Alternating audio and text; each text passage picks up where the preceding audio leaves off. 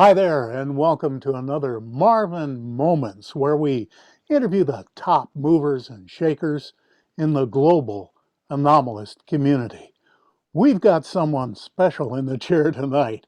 He's a professional musician, an electronics wizard, a seasoned broadcaster, and he runs one of the top and most popular Mars Anomaly channels on YouTube. Right after becoming aware of this channel, he was the first to follow suit by presenting X3D images to his own huge audience. He's the founder of MarsFam.net, and as they say back where I come from, he ain't right in the head, which makes him a hero in my book and an honorary member of the Mars X3D Proud Weirdos. Please welcome Jimmy Creek Jumper Roberts. Hey, Jimmy. Hey Dave, what's going on, man? Hey, we're rolling and things are looking good. Man, And there's only all those supposed accolades you threw out there. You can't prove it, man. Just stop. well, I appreciate it though. I figure if I talk to your parole officer, I'll get the real skinny on it. So I'm Yeah. not too I know worried how that about it. is. Yeah, I got the number. That's fine. Yeah, no kidding. But I know you're a busy guy. Really appreciate you taking Oh, no time out problem. with a little minnow like myself to go over a couple of things. We're And all little minnows, Dave. You think, huh? Well, I look at a guy like Tyler and his channel with over 2 million viewers, and what is it, PewDiePie that has 210 million, something like that. So Yeah, I'm pretty basically not unbelievable. non-existent Yeah, in the they're not world. going to allow us to do that. Sad to say, Now, it's just not going to happen. I don't know if it's affecting you, but I know that there's been some type of shadow banning going on with my channel Oh for the yeah, last year. absolutely. And Oh, I can prove it.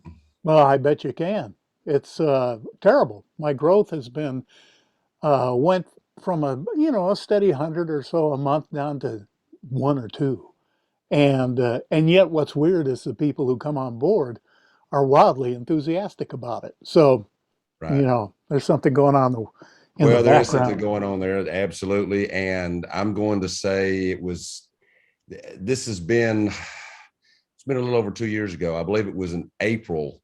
It's going to be, it may have been 2019, possibly. Time's getting away from me. I'm old, man. But I can say that even though this channel shows to have been up since, I don't know, 2009 or 10, I really only started doing this on uh, the real Jimmy Roberts one. And the reason it's named that is because I didn't intend for it to do what it did. It was kind of a little test, and it took off like it did. So I had to keep the name. That's fine. But um,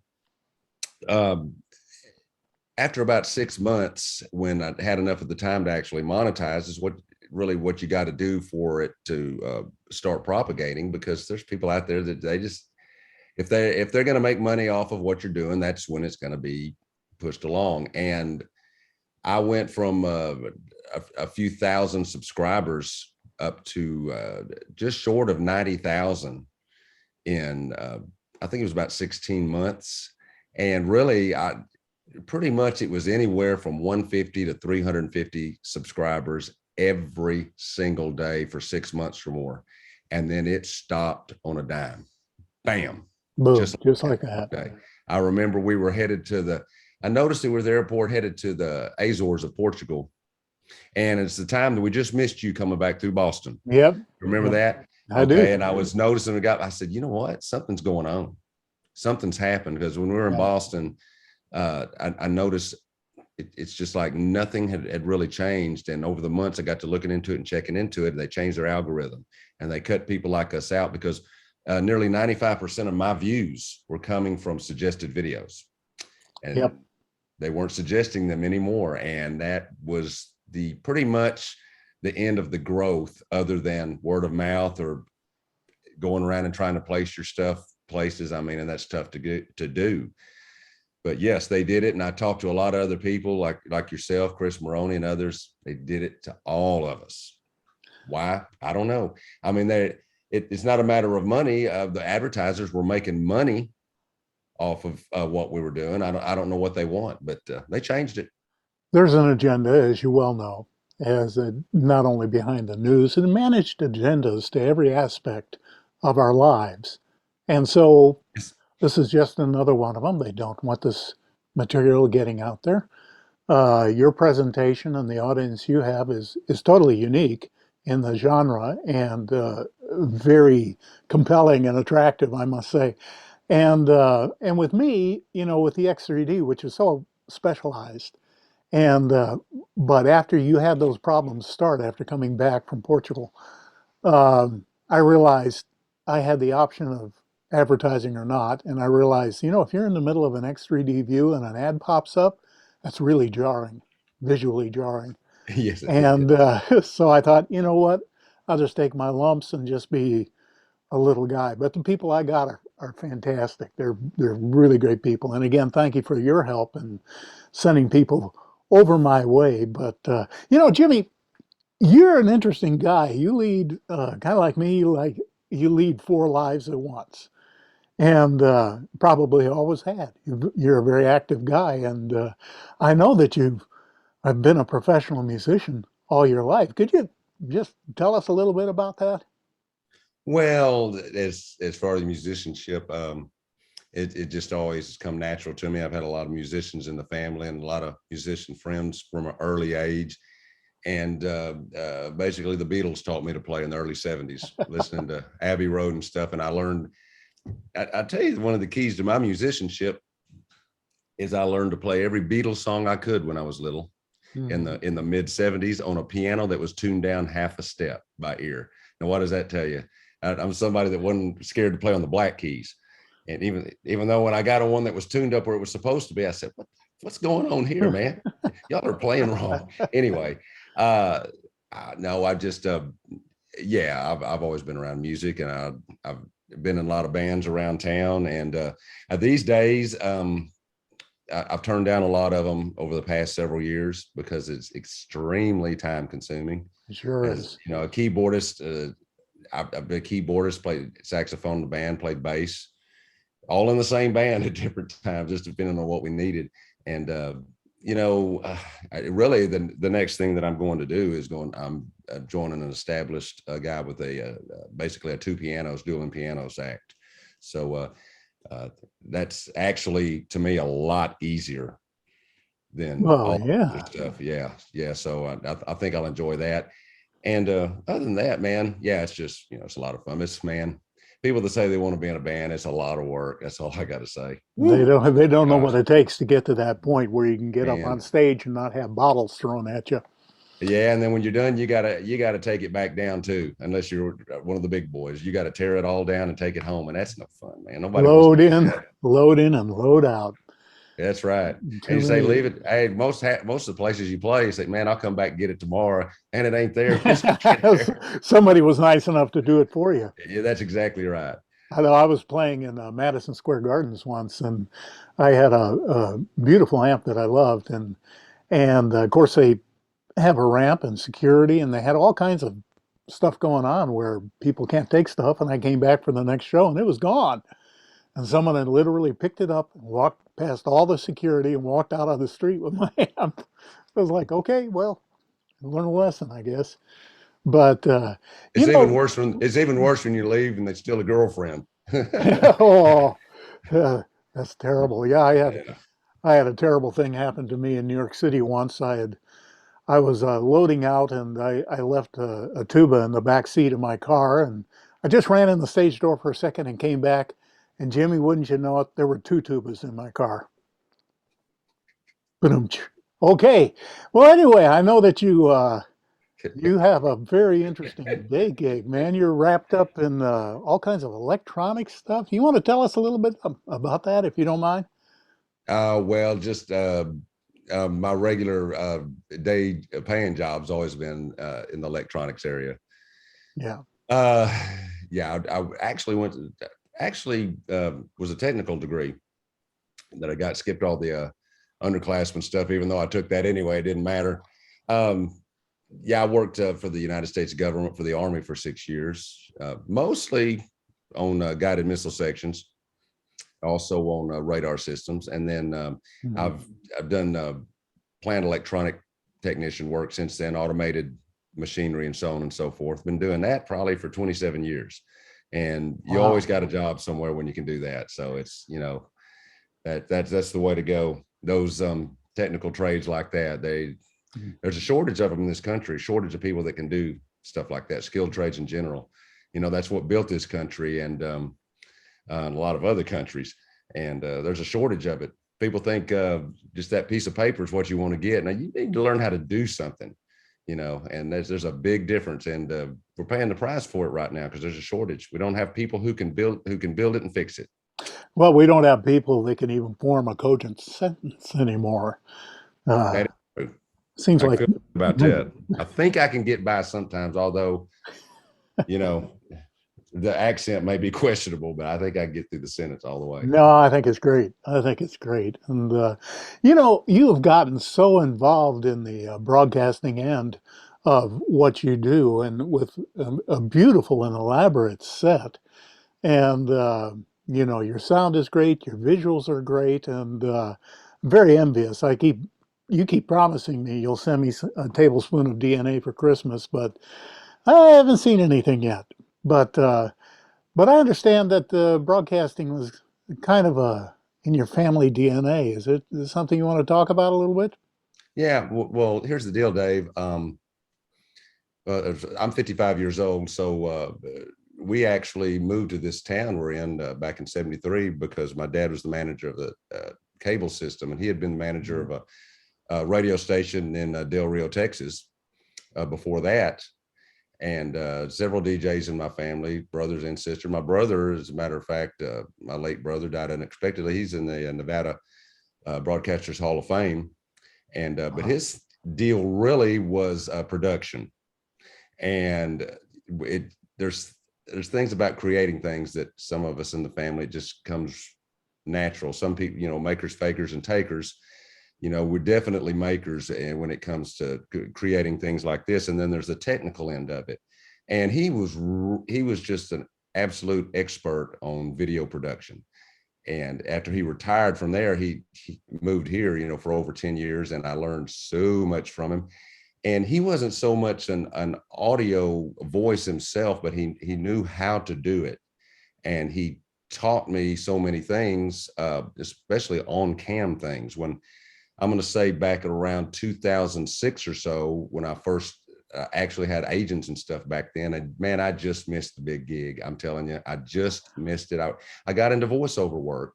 He told me he said, get into voiceover work, get you somebody to train you. So I went to Dallas.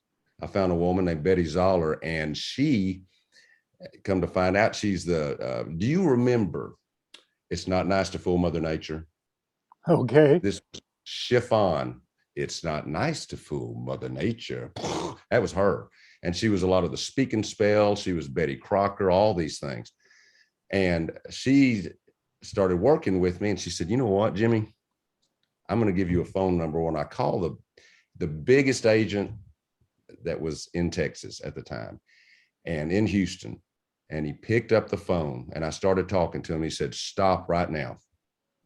She hadn't messed with your voice, has she? Because what I went in there to do was get rid of my accent.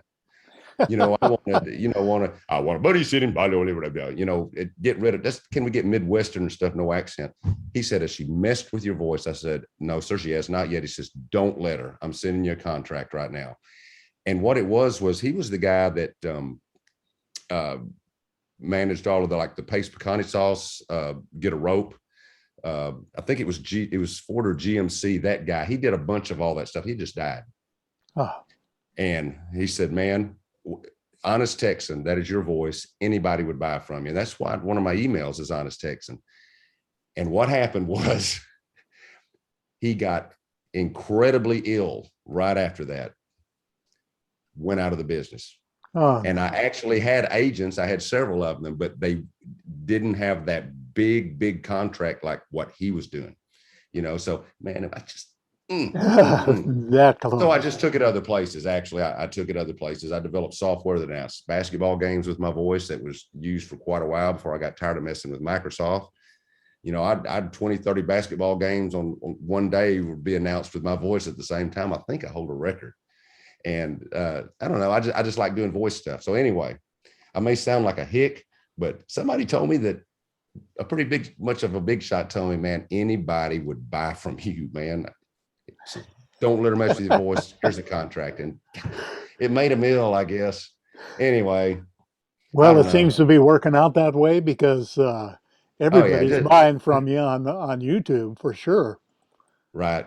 And I'm going I to tell mean, you a secret. What my brother told me what's that? was the first time I did on-screen narration. Before I did it, he told me two most important things. Don't make funny faces. The second thing is don't make funny faces. And that made so much sense. But what Anybody if? I'd ever seen, But wait, whoa, wait a minute. What if you have a funny face? that's okay, but you can't make sudden movements. Go off and that or do stuff like that. And people will do that. They Mhm. inherently do things like that, and you have to make yourself not do those strange things anymore, and then hold your hands in one place. And if you can do that and look at the camera, you'll do okay. And don't wear real long earrings. That's a bad thing. So I had to get rid of mine. Yeah, me too. I can't stand them. I kept snagging them in the door, and it's embarrassing. But you've been into anomaly hunting quite some time now. Okay, tell me a little bit of what tripped your trigger. How did you catch on to this whole business with Mars anomalies? Dave, I had someone approach me one time that I knew had been associated with one of the NASA contractors. And this guy was basically associated, I'm just going to say, let's put it this way, straight up with the scientific community that was working within JPL and so on and so forth. And he kind of dropped a few lines on me, and it's a long story as to why he did this, but he didn't tell me near enough, I don't think, but I think he told me more than he thought he should have. But he indicated to me that those guys had known that in JPL and certain certain areas of NASA, very compartmentalized, of course, certain elite privy individuals knew the truth of what they had found within NASA and other space agencies. They're not as separated as people might want to think. And the contractors, certain people that needed to know. And what they knew was that a civilization, a defunct, a destroyed, and annihilated civilization had been discovered on Mars by the mid 70s. He just told me by the mid 70s. And I don't know at what point this happened, because I feel like they already knew about it when the Vikings landed. But then again, there was a lot that came out of those soil samples that really made them realize also. But nevertheless, from the 70s into the 80s, they knew. He said they knew it. And they knew it to the extent, what this guy told me, some of them did, that they knew that there were survivors of this genocide. And people need to remember, genocide does not mean everyone is killed. That's right. It could be an extinction, but it doesn't necessarily mean that. It means nearly, just dang near wiped out. Non-livable environment was left. And I think we can all agree there's definitely signs that there was a nuclear type, multiple nuclear type explosions there. There's a lot of evidence to it. And that these survivors, and I don't know how long it took, and I don't know how they did it, but what I was told was that they relocated to Earth. And that got me to thinking, is this guy crazy? Years later, I got to looking through some of the Mars images. I wasn't even thinking about this guy, but I just started noticing things that did not look right. So why has this picture got blurry spots in it when this one doesn't? And I'd had the National Geographic in my room, not that one, Dave. I'm talking about the one I'm talking about the one with the no, only some people would understand that. The one with after the Vikings landed and they had the images and you had the fold outs and everything, and it was red Mars with a red sky, and I never thought about it then. But now I went back and looked, and I was starting to look at some of these images, and things were jumping out at me, and it hit me. Wait a minute, what if there was something to what he was telling me? And then more and more I looked at it, they were digital by now. Started realizing, we got something going on here, and I started delving into it, and it just wasn't very long at all. I decided, you know what, this is exactly what he was talking about, and this is being hidden from us. And of course, there's all the questions as to why, and we've got a million answers to that, and we don't truly know. But one thing that I think that any of us that have followed this can agree on is that, and this is what I've said to you one time before, I said, we can disagree on a lot of things, but there's one question that I have to ask is, in all your experience and everything that you've ever done, archaeologically, mathematically, whatever, musically, all put everything together in your life. When you look at what you've looked at on Mars, would you agree that there was a civilization there, and that civilization, its existence is being actively hidden from us? And your answer was, oh, absolutely. I said, well, that's all that matters. That's where we go from right there. And Exactly. yeah, Yeah, and I just, it's one thing to be skeptical, another thing to be cynical, and then a whole nother thing to take the unbelievable body of evidence that we've amassed corporately and completely ignore it. Then you're a fool. You're past cynicism into being a complete fool. The evidence is overwhelming, as you well know. well, I think it's overwhelming too. And, you just have to, there's just so many people out there that have not seen what we've been trying to show folks. And we get the same old thing from them. Why is the evidence always blurry? Why is it always blurry? Well, really, it's not always blurry. But the reason a lot of it is because that's where they're delivering it to us. And that's a problem right there. It should not be blurry to begin with. The cameras work, the digital process works. We just want to know at what point this is getting obfuscated. And my contention is it's happening before it's ever turned in to where it's before it is ever stored. Did you hear that? As PDS data. I know Yep. these guys are going in, like Keith Laney and all them, they're doing magnificent work with this PDS data. What is it? Planetary Data System, whatever. But it's blurred and skewed and obfuscated in their images too. That's telling me it's already been done. This is not raw science data that we're being given. It can't be. When I reach out with my spidey senses, I'm not a psychic or anything like that, but having worked as well for the government as you did for a number of years at Missile Command, uh, my contention is that this material, the downloads and data samples, are going through an AI process first that automatically recognizes and obfuscates anything that's non-fractal, which is again the mathematics of an intelligent agency. And then I believe at some point further down the spot, it kicks it out to a human operator or a number of operators who go in and double check everything and do blurring and copy pasting and rockifying and all the other silly stuff that they do to make sure that the images are almost completely sanitized before they leave wherever they leave from. And that said, there are certain things that they cannot hide, being again the non-fractal mathematics inherent in any intelligently made object. And also, I think there are insiders at NASA and JPL who are quite willing to leak a certain percentage of data to us in the images, which is why I think we get what we get. Um, Well, but they're either leaking them, or the software is not perfect. And if it's designed by man, it probably isn't, but it's very good, or both. But you're right yep. there. I mean, or they just say, okay, it missed it, let's leave it, because I figure they probably, do a eyeball check of certain things. If there's a quality control at all, there's going to be something like that going on.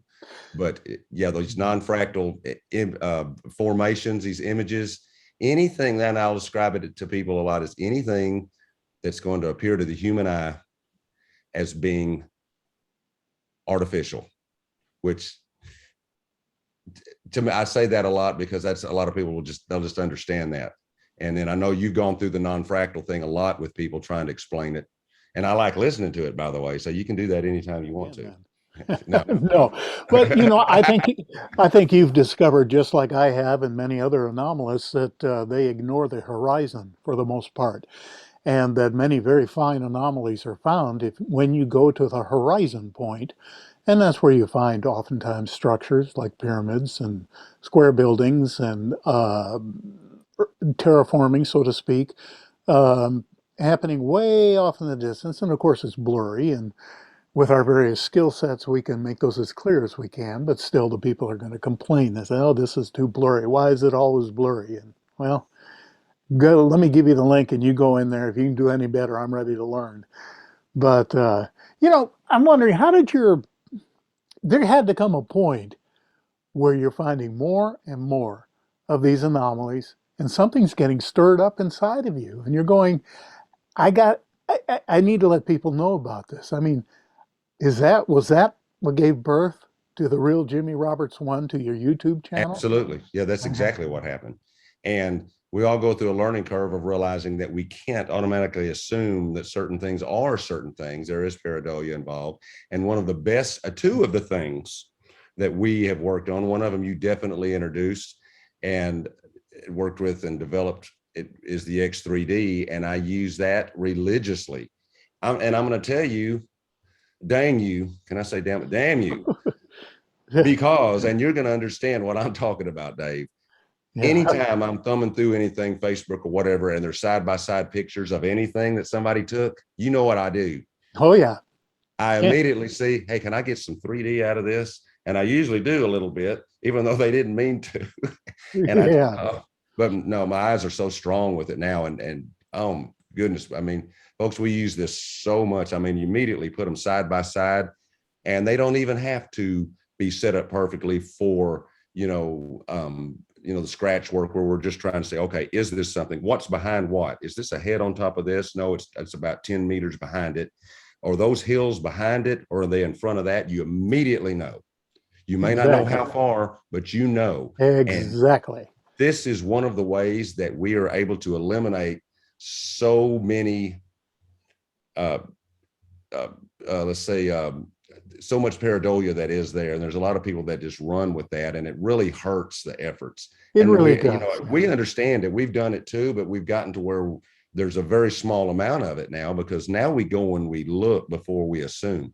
But what's funny is, so often, I know you've done this, Dave, when you go in there and you start looking to prove or disprove what's closer, further, whether this is something of significance, and it may not be, you'll see something else because of the 3D. It's like, Yeah. wow, look at this that stands out that I never would have noticed if I hadn't Yeah. seen it in 3D. And then when we're able to go in and add the size measurements, the height, width, and distance measurements to this stuff for the one, that's available, that's a game changer too, because now we know how far away it is. Yep. We know that that's probably not a human right there, or he's 115 feet tall. Yeah. And there was an object that I really believe is a statue that is laying in that down below the valley. What do we call it? It's Dingo something. Pass. What is Dingo? it? Yes, Dingo Gap. And then you go And into the Dingo. Moonlight Valley Yep. laying down there, that I originally thought was about 20 to 30 feet in length or height if it stood up. But now it's 9. It's 9 feet tall or long. That's it. But these hills that we see, most of them in areas like that are about 10 to 12 feet tall is what they are. And all the time now, I walk around when I see construction going on and I see something about that size, I think about it. So it's like standing next to that. Then you got the 20, the 30-foot ones. And then you've got a few that we found that are up 40 or 50, but they're all about those same heights. We got about 4 or 5 different heights, and really not in between. I mean, I don't even know if that's really dirt on them or not. That's the problem. And people have laughed at me, some people, for me saying there's not a rock in this picture. I seriously doubt there's a single just loose rock, because I think some of these pictures are 80, 90% fake when you consider the layering that's been put on them. I agree. Some of them not so much. And Dave, we're talking about things looking artificial or not, and that's not necessarily what people want to see. People want to be entertained. They want to see a Martian. They want to see a dragon. They want to see a little person. Yeah, They that's want. unfortunate, and but I always keep an eye on history. Like I'm creating a legacy. I'm in good health, but I can't live forever, and I want to create a body of evidence that will last past my shuffling off, just as Joseph Skippers has. He's left us Right. now, and he left a fantastic body of evidence. And that, to me, Oh yeah, yes that's he the true did. purpose right there. He was a pioneer. But did you say you were going to shuffle off?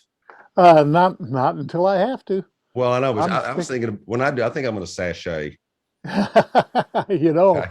Yeah. that's a very compelling thought, and the I don't visual know. I that got comes that with from that. Billy Crystal one time. Uh, but where people are looking for these fantastic things, but we need to slow down and look. I want to show you something here, and you've seen this before, and it's funny. I had trouble getting people to get excited about this. You're talking about non-fractal objects, okay? Uh, Take a look at this. Now, this was from I believe this is from Curiosity rover, and this was sold 958 left mast cam, okay? And one thing that it's made things easy in the obfuscation is there's been a disaster and there's been layers of this whatever sitting on top of whatever it is. But in this image right here, I have a real problem with this. Yep, And it didn't take me but 1 millisecond to look at that and say, that is not a natural object sticking up through there. And it's interesting to see. Now, of course, this is a left mast cam. I do not believe I ever found, no, let's see, what have we got? A MR, that mast cam, that is the right mast cam. This is as clear as it gets. But if you'll notice, the software tried to obfuscate it. You see these gray blurs across the middle of it. It tried to yep, kind of cover it up. They're solid. And if you look at it in Photoshop, bring it up close, you'll see that these are blots in here to try to disguise it. But the thing that it didn't get was the shape of it. And, people see that and they go, oh, that's cool. Next. That's important though. it is We need important. to stop and think about this. And why is that star-shaped and U-shaped and whatever shaped object sticking up out of the ground on Mars? This is not consistent with a planet that has had no life on it. I'm sorry, it is just not. And when you see something like that and you start looking around in the image, normally you're going to find other things that kind of stand out too. But we're bypassing things like that. Too many people are, because nobody gets excited about it. I do.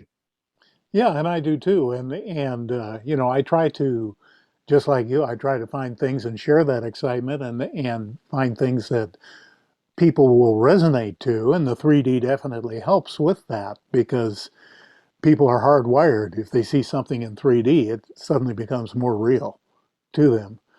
But you're right. The clickbait thing. The miniature Martians, the silly fantasy things. I mean, I get a little tired of all of that, but I just keep focusing on what I need to focus on, and keep on keeping on. What else have you got? What have you dug out lately? Well, no, well, there's a million good things, but there's certain things. Look at this, and you've seen this before. Oh, I have to get the number. I don't have it on here, but this is from Dingo Gap. This is just as you're heading through Dingo Gap, Yep, and on the left side, you've got all these blocks laying around, and on this one, yep, there's this connecting piece right here for it that it completely missed. It didn't get obfuscated, and there's other ones laying around where it either got obfuscated or it's got a big layer of the hardened sediment and fallout and all that was on it. but I have really been after this object to try to find, I don't know if it's a clasp. It looks like a device that would secure to another one possibly next to it. I Yes. don't know. I don't know.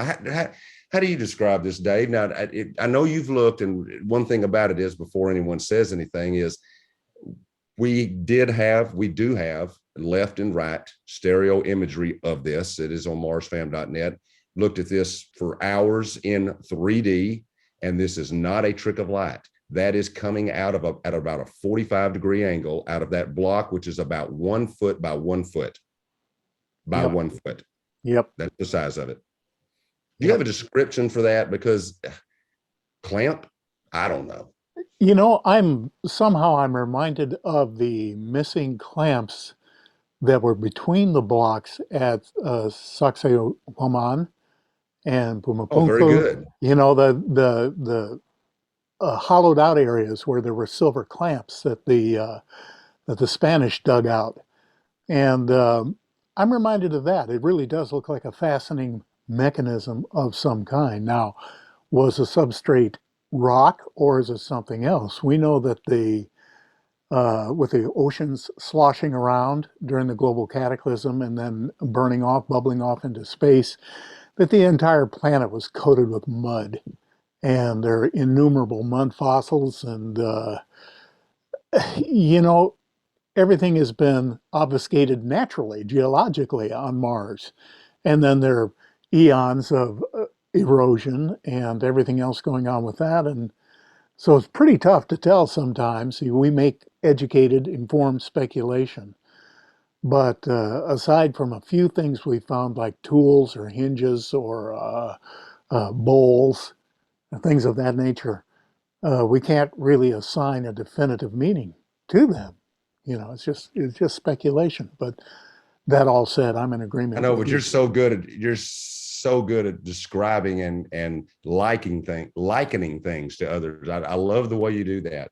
Oh, thank And you. I don't know if you realize how good you actually are at that. Well, I just kind of free associate. Let things kind of come out the way they're going to come out. But and I'm wrong. And more lately, I'm stressing the fact that I am not saying what that this is a hubcap or that this is a blender or anything like that. I said it just is reminiscent of that. We don't know what it is because then you got all your happy trolls that jump all over you and say, "Oh, you're an idiot. You said it was a blender." And it's like, yeah, you know, like grow up, get with the program. But yeah, and you know, I noticed it, and I've been watching your 2 episodes now. You have a brand new channel out there, uh, the World of UFOs official, Official. and you know, man, you're already leading 4 lives at once, and we both know how much work a decent YouTube channel entails. So, why have you taken this on at this particular time? I was encouraged. Okay. I was encouraged. That's In that part of that's that. mystical. That's Oh man, mystical. there's things you just don't know. Notice Understood. y'all don't realize I disappeared for 2 months off the air. Yeah, you did. And why? Yeah, I did, didn't I? Or can you talk? No. It's No. still Okay. me, but let's just say I was encouraged. Um, Okay. but a World of UFOs official, right? It we we needed another channel uh, showing what's being caught around the world. I catch my own UFOs, and I noticed that, and yeah, I'm very impressed. I mean, I've had a number of yes, that's sightings, not but even yeah. What I I haven't need, what I captured them need. though. I did. I know where to find them, and Oh, I man. don't know what they're doing, but I know where to find them. Do And you, let me ask you, let me interject with a question here. Are you familiar with Dr. Stephen Greer's work and the fact that he is calling down UFOs with groups of people through meditation and through reaching out to them and manifesting them, and they're getting video and night cam, night vision, and other things? Are you familiar with that? And are you kind of on board with that, or where do you stand? yes, I know that he's been doing that, and I also know other people who have Mhm. told me uh, there's someone in the Netherlands, in Germany, that contacted me, that told me basically if I show up there, they will show me how they can bring them in through basically mere thought. Yeah. And they said they can prove it. I mean, that's what I was told. I've got another that says they are bringing them around by using lasers, that they show up when they flash lasers at them. It's just what I was told. I just know where I go to see them, and I've seen them for years. And I really need to get a camera with a big ISO in the 50 to over 50,000. I'm using a day camera, so it's 1600. And that aperture is not going below, it's not opening up more than a 5.6. And so I need one that's going to open to about a 1.4 probably. I think that's about as good as you're going to do, because if I put a long exposure on what I'm doing, considering they're moving, they end up blurred. And so I've got to capture the light. Dr. Now I don't say his name right now. There's someone I'm working with out of Washington, D.C. that's helped me with that. And to capture these things at night, you really need a very high ISO camera, and you need a lens with a very large aperture on it, because if they're moving, you just cannot have a long exposure. You're just gonna have to open it up bigger. And I was able to capture what I did with a 5.6 and on the aperture and a 1600 ISO. That's it. And for people who don't know what that is, Wow. don't know a lot about cameras, that's just international standard of international organization standard. It doesn't even make sense to me. It's kind of flipped from what it ISO. It just has to do with how sensitive the sensor is, how much electronically it's going to pick up as far as light. Exactly. But yeah, you know something about it. We've talked about it, but I need a night camera, and I could probably get something really good. We'll work on that. I haven't spent a lot of time on that, but I have other people sending me their images, and that's what I wanted. There's a lot of people that want somewhere to show it, and they can't get through to, everybody can't get through Secure Team Tyler, through to Secure Team Tyler. They just can't get through to him. So you just send it to me, and I'll put it on there. And, well, I was watching your latest video on the World of UFOs official this morning, and you had couple of images shot by a lady in Guffey, Colorado, pre-dawn. And it occurred to me, yes, as soon as you showed that second image, that, hey, 2 images in different locations. I can make a 3D out of that. And so I took the liberty of going in to Photoshop and taking out your red circles and doing a few other technical things so I can make it clear. Oh no, here we go. So I'm going to share. That's really an amazing shot for a couple of reasons. One is that it does clearly show that there is a 3-dimensional object occupying our space-time continuum. It might be a 4th-dimensional object, and we're just perceiving the 3-dimensional aspect of it as it intrudes. Or, well, it could be any number of things. But the interesting thing is that given a stereo base, we can triangulate and determine the size, the speed, the azimuth, and other salient data off of that particular image. So I'm hoping that at some point down the road we can get with the young lady who shot this image and maybe get at least some approximate figures and do the math on it. And I'm going to have somebody else do the math. I flunked. But it won't be me. It's okay. It's okay. So anyway, that's very interesting about it. And I'm wondering, before we kind of wrap things up today, if you had any more images you cared to share with us, either Mars anomalies. We could do that all night, but mm-hmm. 2, because and you've seen these, but there's a reason I want to show these, because anyone who hadn't seen them, they're just too good. We want to go to Curiosity. This is actually going to be, I believe this is going to be the right mass cam. This is going to be it's going to be a wide view, even though it's right mass cam, because it is a mosaic. You guys can't see that, can you? I bet you can see it There now. we You remember go. this yet, Dave? Yeah, I got it. Okay. If you don't remember this yet, we're looking at an area, if you follow my cursors from there down to here's 3 to 4 feet, as far as what I recall. That's it across here, 3 to 4 feet, not very big. But you zoom in here, this right here, and this right here. This is untouched by me, untouched. And I'm going to tell you right now, this entire image, there's so much in it that's incredible, but this was the first thing that jumped out at me. And Dave, when I first saw this, I really thought the bottom one might be a hand valve. If anybody that's worked in a plant or anything, shut off water and steam, that's kind of what that looked like. But after looking at it in 3D and looking at the one above and looking at this little area just above this point of rotation, this is actually behind it. And I'm not sure these aren't dials. I don't know. How do you see this?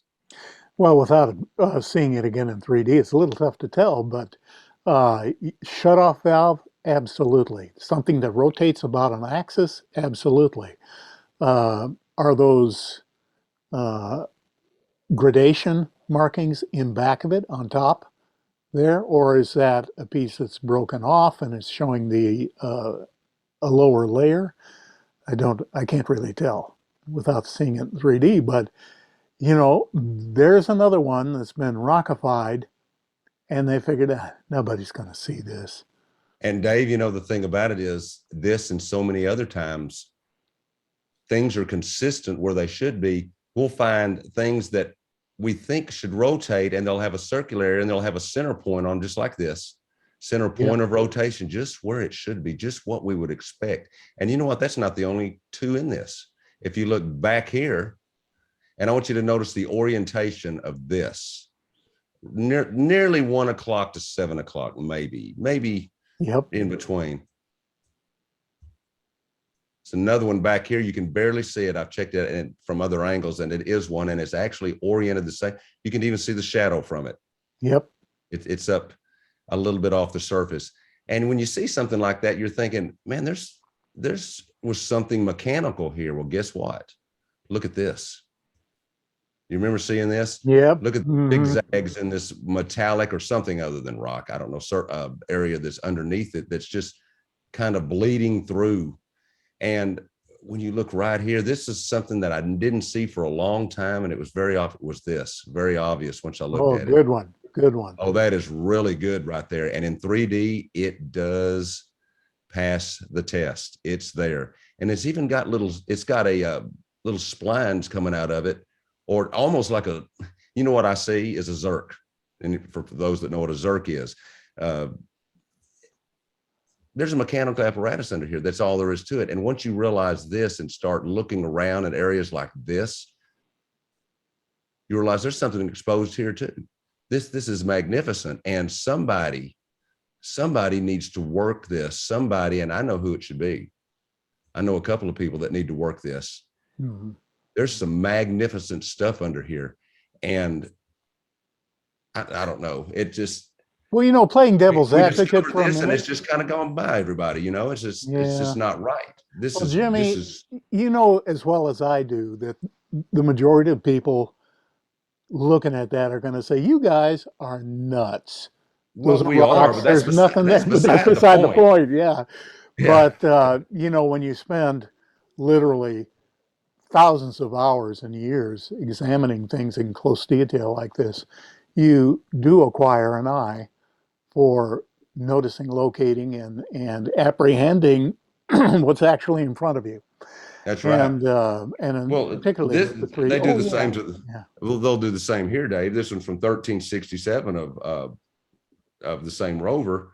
And you see this stuff spread out, and this is untouched by me, folks. Yeah, that's wonderful. But man, I mean, and by the way, everyone, when people look at this, they say, man, that looks like parts of an airplane or something. Well, the thing about this is this area of this object is less than a foot across. We have carefully measured this. I'm a Mars fan. We've got that documented. So it's a little less than a foot across here. So with that being said, you can kind of gauge the size of everything here. But you just got to wonder, something is completely covered up here, completely covered up with this odd shaped thing. But for some reason, they left these areas, and it looks like you can see the rover tracks. Yep, they And rolled over it. and we know that one wheel of the rover is going to be, what is it, roughly 20 inches. Yeah, Is that right, Dave? About 20 inches that's across. close. You'd have to take a Yeah. grain of salt with Yeah, that. 8.9 feet across the outside of the wheels of the rovers. And it came through here and stirred stuff up. It kicked up some metal and so on and so forth, and did not even try to obfuscate this in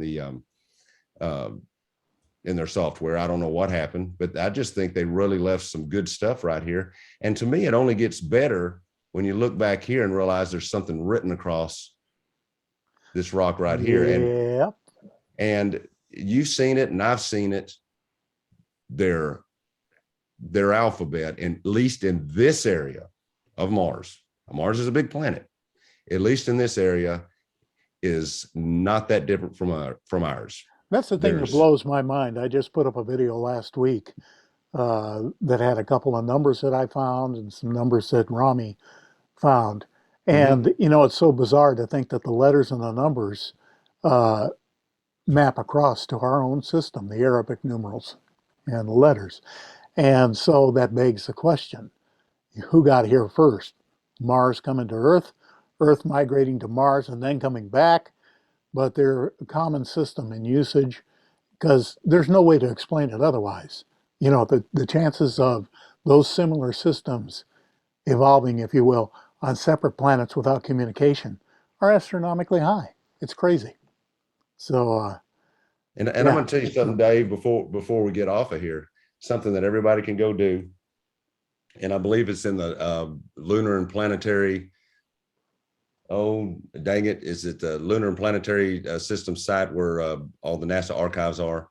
Yeah. We'll have to find it and post it on your video. I usually know the name of it. They're the ones that archived over 20,000 of NASA's images from the old film.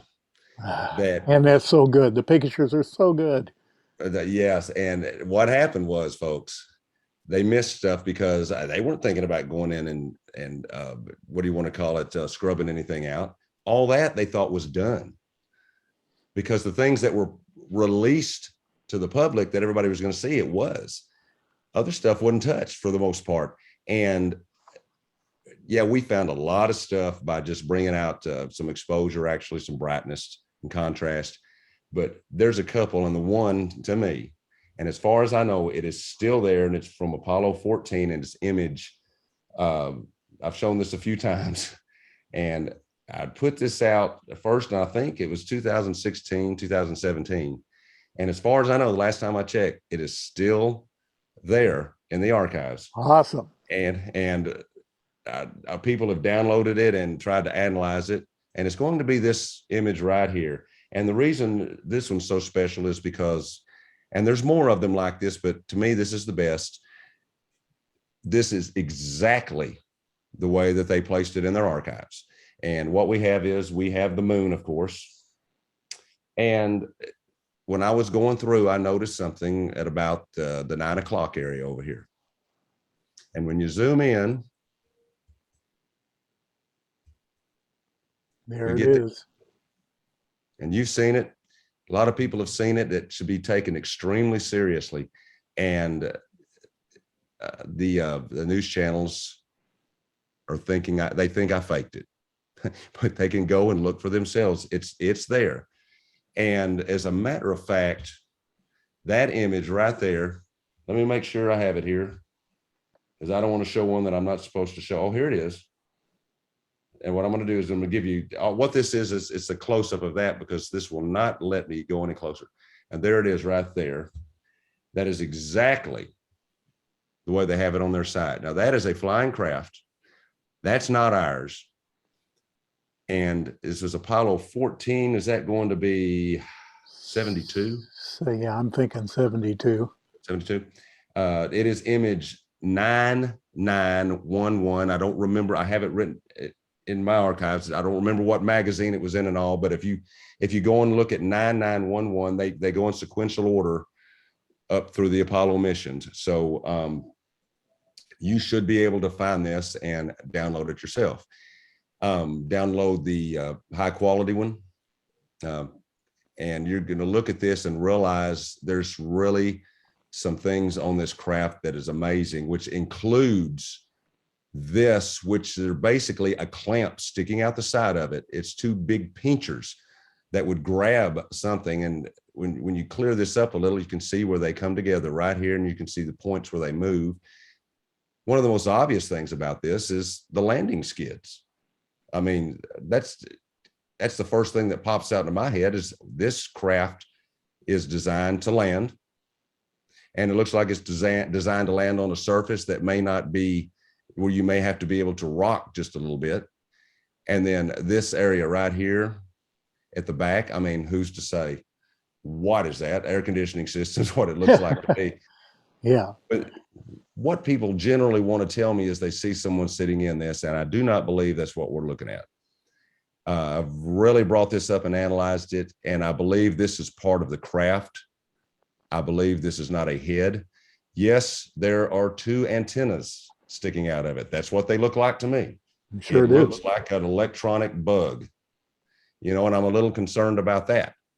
We have no size reference, I'm sorry, because this craft was between the orbiter and the moon, the lunar surface. So there's no size reference.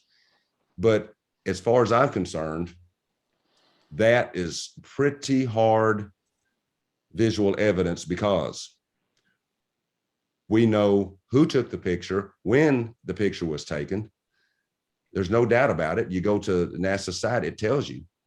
The mistake is they didn't realize this was left, or did they realize it? That's something I want to know. Did they realize it? Is it one of these cases where somebody said, hey, let's leave that? You know, I don't think so, because this was a project that was over 35 years later, 40 years after, when this team went and decided to digitize this. And you got to think a lot of it are probably young people that have no idea. So, and I don't want to insult their intelligence, because I'm sure there was some very, very intelligent, reputable people involved. But I could just see some of the legwork being done by people that did not realize what they had their hands on at that time. And that's an example of it right there. They should have known, because we've got hundreds of pictures with stuff like that on it. Some of it we had to bring out a little, but not all of it. Mm-hmm. But yeah, even with that, it's like, they think I faked it. I didn't. It's real. It's right there. It's just right there. And of course, either that or NASA's trying to fool us. And I tell you what, I can't see that happening. You know, I'm the only one they're fooling, I guess, because I'm the one that found it. Why did I even find that? It was a little dot. There's going to be someone is going to say, oh, that's an emulsion defect. That's a defect in the film. Well, how many defects have you seen that incorporate non-fractal angles, have structure and symmetry to them? I mean, come on. Use a little common sense here. Well, Dave, that's true. And when I explained this and mentioned that this, you know, about Photoshop and all that, you know, that this was not done back then, somebody actually mentioned in a video they made about me that I said it was Photoshopped. And that I wasn't smart enough to realize they didn't have Photoshop back then. This was one of the first ones that I found right here. And this was from the actually fairly famous image of the far side of the moon from Apollo 16, which was 1972. Right. The other was probably 70. And this is the way it appeared originally. And when you apply a little bit of brightness and contrast, you get this space station and a craft. And it's sitting right there in their archives. Now, that one I did have to apply a little work to, but I didn't make it up. I just brought out what was there. And I always refer people back to the other one where I didn't have to touch it. And, you know, this image was actually out there for the public to see. It appeared in a lot of encyclopedias and so on and so forth, but you never could see this. It's if you look up here, look, nobody's going to think anything. No. And you're not going to be able to bring anything out of a paper production of this. But when they went back to the original and they took the picture of it and they archived it digitally, we were able to do that. And that's there, folks. I don't know how big it is, but I think it's a little bit more than interesting. That's fantastic. Yeah. It couldn't be more clear. Yeah, it's pretty clear. But hey, I'm just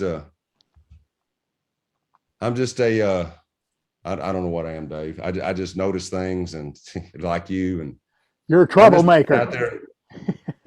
putting it out there for people to see. I'm not trying to prove what is or what isn't. Hey, look at it. Looks like some sort of space station to me. Yeah. I don't think we had anything like that back then. If we did, we got worse problems than I thought. Which are already pretty bad. Yes, they So, are. oh my gosh. Well, a very, very interesting time. We've been talking to Jimmy Roberts, and thank you so much for your time, Jimmy. And I'm going to put some links down below where you want to go check out the Real Jimmy Roberts 1 on YouTube and the new channel, World's Official UFO. No, the World's UFOs Official. World of UFOs Okay, thank you. I knew I'd get official. it. And here's the thing: if you look that up, if you type that in and look it up, it's not even coming up in the as existing yet. It's so new. You type in World of UFOs Official, even in YouTube, you're going to get a bunch of other stuff and have to dig way through it to find it. Yeah, because there's a lot of UFO stuff out there right now. So you just have to follow a direct link, or on the Real Jimmy Roberts 1, there's a direct link over to it, and then you subscribe to it or whatever. But yeah, that's a little problem for a while. That's not a trick. That's just it looks for keywords when you type it in, and just because you type it in exactly, it doesn't matter. It's still going to go to the more popular UFO stuff first. So, and Dave, I want to thank you for letting me show some of these things that we've shown before, because if there's just a handful of people that hadn't seen them before, they've seen them now, and they need to see this stuff and realize it's real. And this isn't but an umpteenth of the amount of evidence that we actually have collected, and a lot of other people have it now, and we've shared it with each other. It's all over the place. We just did that so in case they got rid of us, they'd have to get rid of all of us. And they're working on it. They're working on it. We shared all this stuff with hundreds of people out there. So, it's not like we're the only ones holding on to it, but, people needed to see this stuff. I think it's important. I appreciate it. Yeah, it is important. And people need to come out of their, most people live in a cocoon, a compact, massive delusion. And these things are meant to crack the shell of that egg and get you to peek out and see that there's a much bigger universe all around you than you ever imagined. So anyway, this is your buddy Dave over at Mars X3D. Thank you for tuning in with us today. We'll say goodbye for now. Be sure to head over and check out Jimmy's channels. You all take care and be well.